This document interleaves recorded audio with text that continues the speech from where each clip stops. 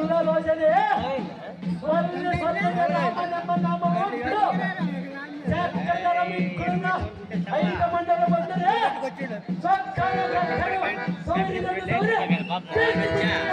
ಮಾಡುವ ವಿಕ್ರಮಣಂದರೆ ಕರ್ಮಾಂತರಿಗೆ ತಾನು ಭಯವನ್ನು ಸುಂದರಿ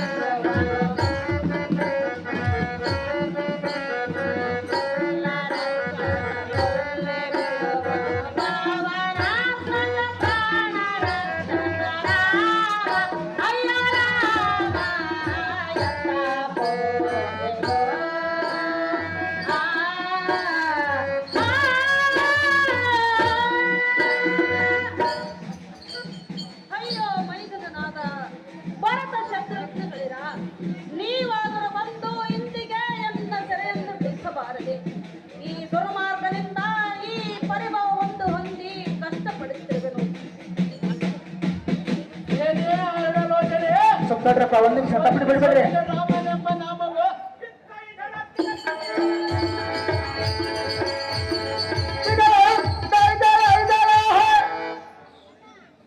ಏನೇ ಅರಳವಾದರೆ ಭುಜಬಲ ಪರಾಕ್ರಮ ವೈರಿಗಜ ಸಿಂಹಗಂಡ ಬೇರೆ ತೋರ್ಪ ವಿಕ್ರದರ ಬಂದು ಆ ಚಕ್ರಗಳನ್ನು ನಿಂದಿಸಿದ ಬಿಡಿಸೋದುಂಟೆ ಬರೇ ಮಾತಿನ ಗಂಟೆ ಬಿಡು ರಾಮನ ದಂಟೆ ಬಳಿರ ಗಂಡನಾದ ನನ್ನನ್ನು ಕೂಡಿದರೆ ಸರ್ವ ಸೌಪ ಈ ದಿಟ್ಟ ರಾವಣನಿಗೆ ಕತೆ.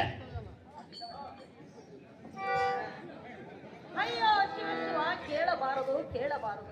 ಈ ದುಷ್ಟಡನುಗಳನ್ನು ಕೇಳಿ ನನಗೆ ಸಾಕಾಯಿತು. ಪೂರ್ವ ಜನ್ಮದಲ್ಲಿ ಯಾವ ಸ್ತ್ರೀಯರ ಮಾನವನ್ನು ಕಳಿಸಿದ್ದೇನೋ ಏನೋ, ಈ ಜನ್ಮದಲ್ಲಿ ಈ ರಕ್ಕಸನಿಂದ ಎನ್ನ ಮಾನ ನಷ್ಟ ಮಾಡಿಸಿಕೊಳ್ಳಬೇಕಾಯಿತು. ಹೇಗೆ ಸಹಿಸಿಕೊಳ್ಳಲಿ ಶಂಕರ ಹಸ್ತನಾಡಿ. ಹೇಳೇ ಎಂದರೆ ತುಂಗ ಭುಜ ಬಲ ಪರಾಕ್ರಮ ಸದಂಗ ರಾಜರಂತೆ ಕಂಗೊಳಿಸುವ ರಾವಣ ಸುರನು ಎಷ್ಟು ವರ್ಷದಿಂದ ಮನ್ನಿಸಿದ ಕಾಲಕ್ಕೂ ಕೆಟ್ಟ ಬಿದ್ದ ಬಿಡಲಿಲ್ಲ.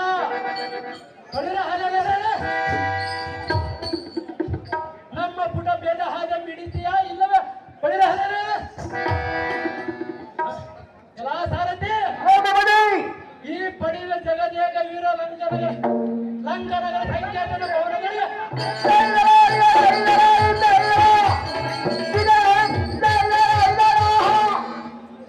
ಈ ಪಡೆಯುವ ನಡೆಸಿ ಸೀದಾ ಅಡಿಯಿಂದ ಸೈನ್ಯವ ಕಿತ್ತಕ್ಕೆ ರಥದೊಳಗಾಗಿವೆ. ಜಯ ಬೇರೆ ನೋಡಿ ಸಾರಥಿ ಆರಿದ